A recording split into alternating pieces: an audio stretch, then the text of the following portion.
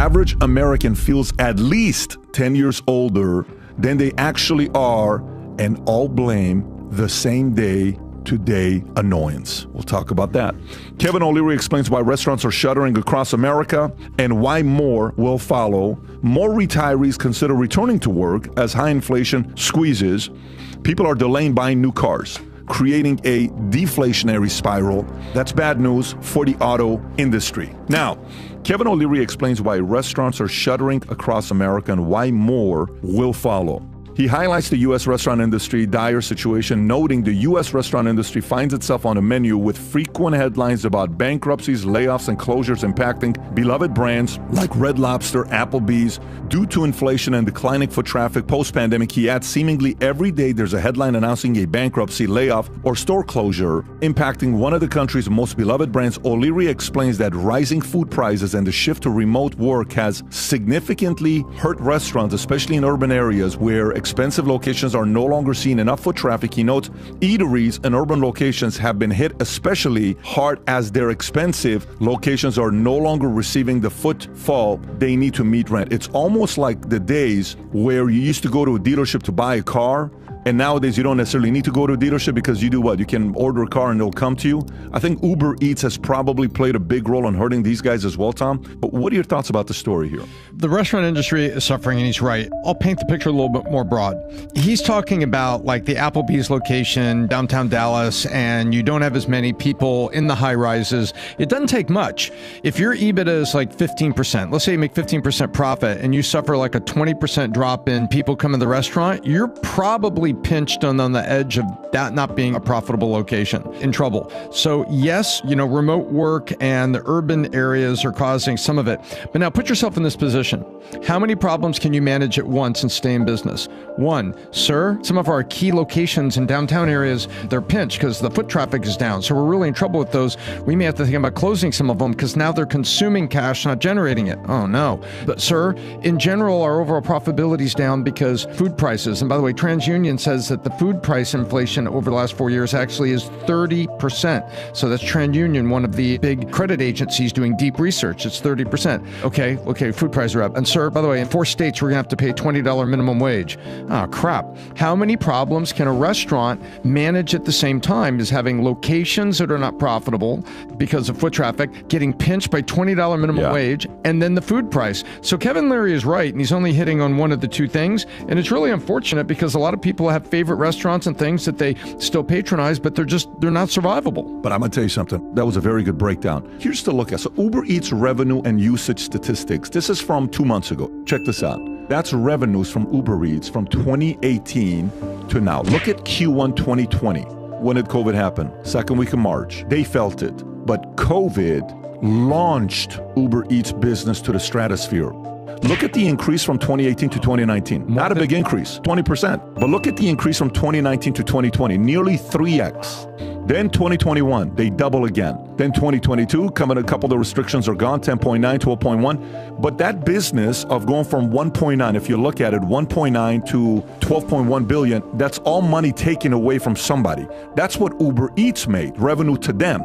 This is the actual bookings. Look at that, 3.1 billion to 7.9 billion to 14.5 billion to 30.2 billion to 51.6, 55.7, 67.8 billion dollars. That's money going away from somebody. So COVID did this. It took money from restaurants, 200,000 restaurants shut down, and that money lost from restaurants directly and indirectly, 50 million jobs were affected. That's not the right number. It was a number in the billions. But just visualize this. This is the business of restaurants. This is how much money restaurants had. What COVID shutdown did is it took this money from here, gave it to Uber Eats, drivers bringing food to them, and that money from here gave it to Pfizer, Johnson & Johnson, Moderna, okay? Meaning this revenue of 100 billion or whatever the number is came at the cost of destroying the restaurant business. National Restaurant Association said restaurant and food service sales were $240 billion below 2020 pre-pandemic forecast.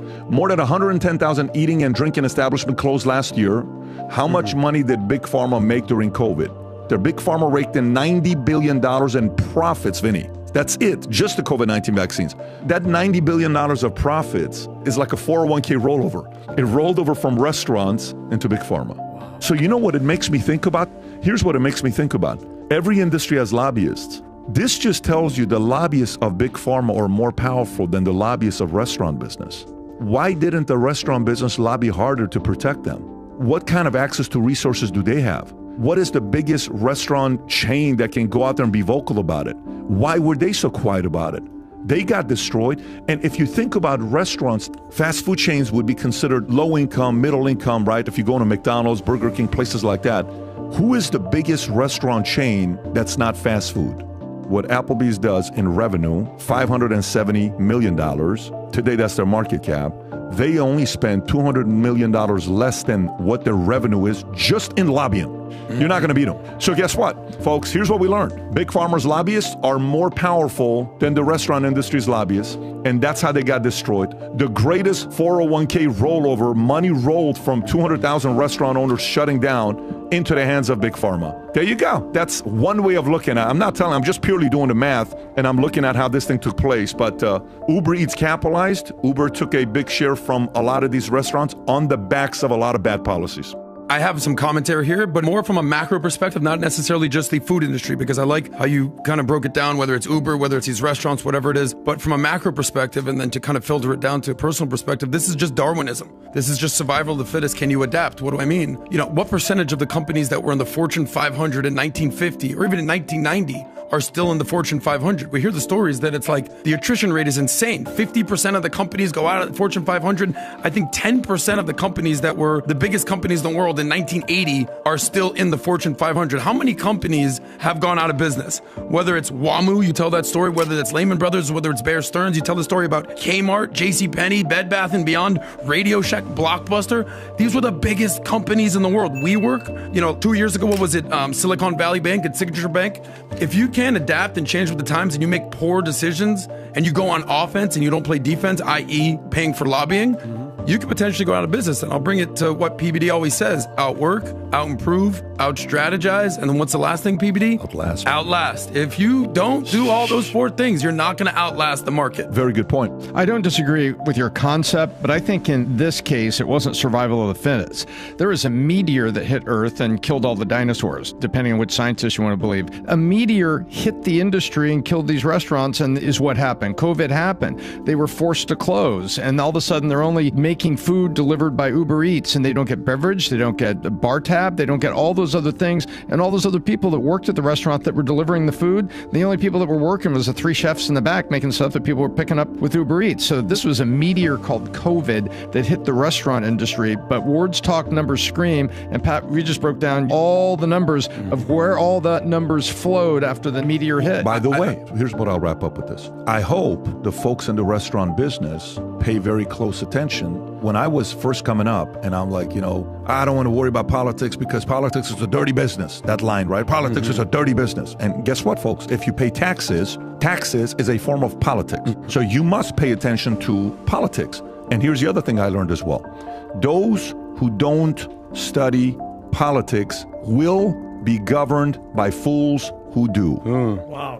To those of you in the restaurant business, watch the way you vote. One political party locked your ass down and you went out of business. Just remember that. You can sit there and tell me I'm a John F. Kennedy liberal, whatever you want to say.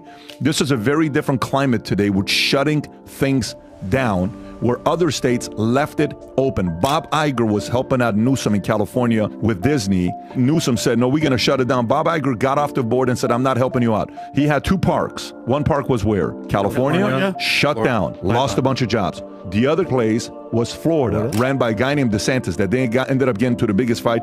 And Disney actually played games with DeSantis, calling it the Gable and all these weird things that you guys started doing. Guess what? Florida proved policies were better for restaurant, fast food, parks in California. Absolutely wasn't. Next story. More retirees considering to work as high inflation squeezes. A Motley Fool survey shows 44% of retired Americans are considering returning to work due to chronic inflation and inadequate Social Security benefits, which despite a 3.2% cost of living adjustment in 2024, have not kept pace with rising costs. The average monthly Social Security payment of $1907 in 2024 is significantly less than the 4818 monthly expense reported by Americans ages 65 and older. Let me say this one more time. The average monthly Social Security payment in 2024 is $1907. And that is a fraction of what the average American age 65 and older reported spending in 2022, which is $4,818. Okay? So, with 27% relying on their sole income, inflation and high interest rates have drastically increased costs for necessities, causing severe financial pressure. Financial struggle has led 61% of respondents to report daily hardships, and many are considering retirement plans. About 25% of non-retired investors expect to return to work due to insufficient savings, while 19% doubt they will ever save enough to retire, with another 19% planning to retire later than expected due to inflation. Tom. Words talk, numbers scream. We got a bunch of numbers here. It was very interesting. Side by side with this, Harris had a poll, and the Harris poll has been tracking. And boy, it's so surprising that mainstream media doesn't ever talk about this particular Harris tracking poll. In Q4, people said, 79% of people said the number one issue, economic issue for them was inflation. After saying 60% of them saying that economy was number one. And they said, what issue in the economy? 79% said inflation. In Q1, that was Q4 of last year. Q1, 82% it's inflation. In middle of Q2, May 10th, just passed by, 84% said it was inflation. And by the way, 75% of the people over 50 in a Harris poll said inflation is continuing to increase. Meanwhile, the federal government is saying inflation's under control. No, when people are saying inflation, it's affordability. And what's happening is these poor retirees, and the numbers we just saw, are saying, I can't do it. I got to go back. I want to be a Walmart greeter, or I got to do something because I've got a gap, and it's the affordability crisis. And I previously mentioned TransUnion's food inflation survey done at the end of Q1 said it was a 30% cumulative increase since the end of Q4 2020. There you have it. There's the numbers. The affordability crisis in America is worse than ever. And now the people who can least afford it are thinking about, man, I got to go back to work. I got to get a side hustle. Grandma has to get a side hustle. Where are we? I love Tom's commentary here. I'll flip it. Tom always says the following, there's the upstream problems and the downstream problems, right? This would probably be the upstream problem is a 70-year-old who has to go back to work. Sucks. Nobody wants to do that.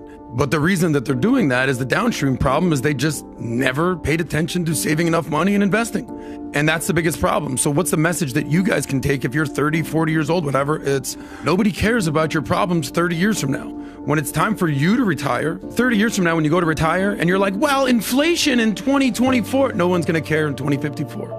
They're going to say, what did you do over the last 40, 50 years of your life to get out of debt, stop being paycheck to paycheck, start saving and investing? Because I know one thing for sure, you cannot save your way to becoming a millionaire. You have to figure out a way to become an investor. And you're going to need $1 million, $2 million when you retire at 70 years old, whatever it is, so you don't end up on the government plan. So you guys at home right now, flip a coin, heads and tails. Heads, you're going to have money in retirement. Tails, you're not going to have money in retirement, because the reality is this, 50% of you are straight up going to be on the government plan.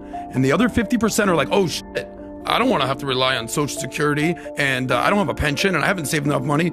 I should probably start that 401k thing that they talk about, that Roth IRA thing. I should probably stop living for today and plan for tomorrow, because if you're 30, you're going to be 40. If you're 40, you're going to be 60. And the reality is, if you don't save that money, you're going to end up one of these old people that in 30 years has to go work. So a couple things. One, we can talk what you should have done, which we have to do that because we have to learn from our parents' mistakes and what they did right, what they didn't do right.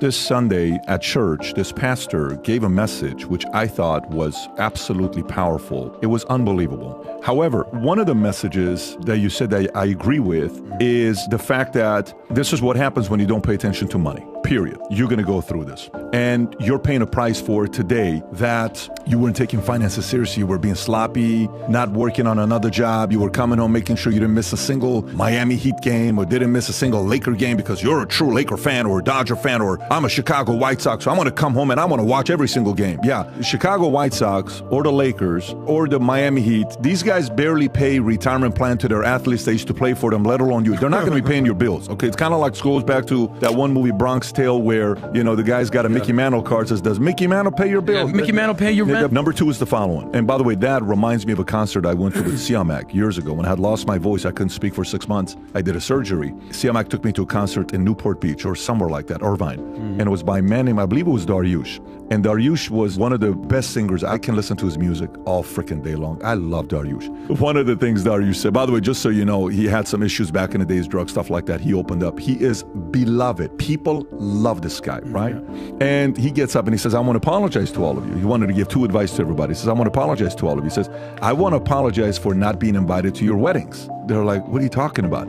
He says, because I never sang songs happy enough to be invited to your weddings. So why would you invite somebody like me to your weddings? But you know what he said right afterwards? What? He said, I want to say something to the young people in the room here, to those in their 20s, the young wolves, the 30s. He says, make sure the young wolf in you takes care of the old wolf one day you'll be. Oh, yeah. Wow. Because the old wolf will not have the same fire that you have today. Yep. But very soon you're going to be my age. Let me tell you, it leveled me to come back and give that message to other people. So now we all have parents that maybe financially didn't make the right decision or something. We can now go to them and say, how come you don't work for it? We're not in that business. You just want them to live a happier life and realize a part of that responsibility now lies on you, because the government can't do it all by themselves. You have to do it partially. Government's going to do it partially. The reason why government gets 1907 and not the whole 4881 is because it's not the government's job. I'm not supposed to take care of your parents. I'm going to do my part with my parents, right? But taxpayers are willing to pay 1907 portion to Social Security. And the last thing I'll say, which is kind of weird, is the following way. A part of me likes people working in their 70s. And you can call me out and be upset and say whatever you want. My dad has had 13 heart attacks, 3 stents in his heart, bypass surgery, God knows how many angiograms, angioplastics, you name it. He takes 50 pills a day. I'm being sarcastic, but it's a lot of pills he takes every day. He's 82 years old. You know why he's 82 years old? Because he just retired 2 years ago. And he finally moved into my house. Till 2 years ago, he was working. Not because he needed to. He could have retired a long time ago. He kept working because he wanted to stay active. Yep. So part of me, if you're listening to this, and let's just say you're 72 years old or 68 years old, and you're like, I don't need the money, dude, go find a job 2 days a week doing something. Find a way to contribute.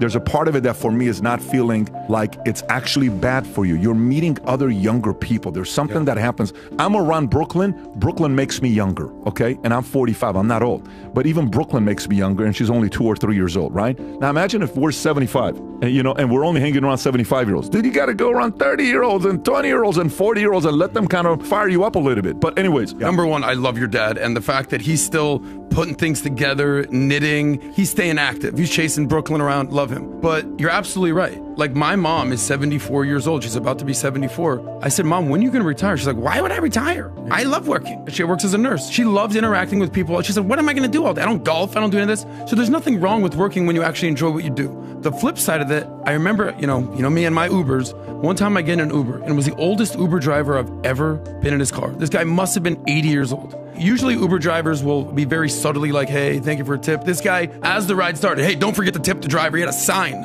Yeah. Remember to tip the driver. He's like, hey, remember at the end to tip your driver. I go, okay, why? You haven't even driven me yet. He goes, this is essentially what you said with the young wolf and old wolf. He goes, let me tell you a little something. And he was talking. He goes, I used to be the biggest fashion designer. I used to go to Italy and travel, and I'm from New York. And I got to tell you, honestly, I didn't save any of my money. So now I have to drive Uber. He's not blaming it on inflation. He's saying basically, I lived for today, not for tomorrow. He's 80 years old, sharp, like in a suit. Yeah. And he goes, yeah, I don't want to be driving Uber. So I gave him a $20 tip on a $20 ride, but I felt this guy's pain.